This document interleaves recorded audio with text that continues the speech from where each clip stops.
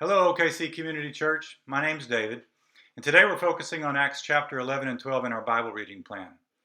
If you haven't read that yet, let me encourage you to hit pause and take a few minutes to read those two chapters first. In chapter 12, it indicates that the church is under persecution, and as one of the more visible and vocal leaders, Peter is targeted by Herod, and he gets arrested. In the beginning verses of that same chapter, we're also told that one of the other disciples, James, the brother of John, had already been arrested and he'd been executed, which means that's also a probable outcome for Peter's arrest too. But here's what stood out to me in verses 6 and 7 in that chapter. It says this: The night before Herod was to bring Peter to trial, Peter was sleeping between two soldiers, bound with two chains, and sentries stood guard at the entrance. Suddenly an angel of the Lord appeared, and a light shone in the cell. He struck Peter on the side, and he woke him up. "Quick, get up," he said, and the chains fell off of Peter's wrists. See, this is the night before Peter's possibly going to be sentenced by Herod to die, just like James, and yet it says he's sleeping. I mean, this is like deep REM cycle because it tells us he's actually sleeping so deep that the angel has to smack him on the shoulder just to wake him up.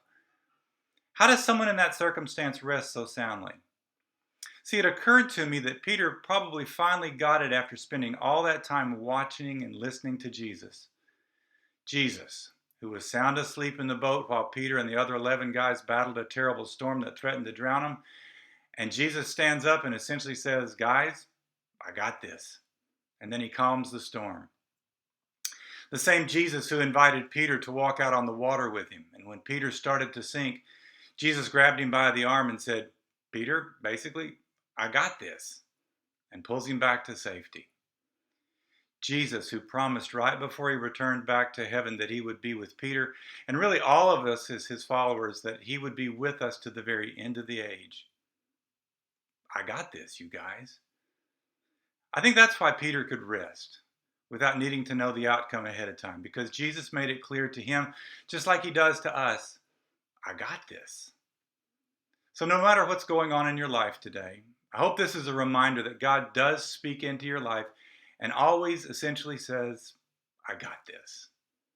Peter wrote about it later on. There's a book in the New Testament called 1 Peter. It's a letter that he wrote. In chapter 5, verse 7, he simply says this: "Cast all your anxiety on him because he cares for you."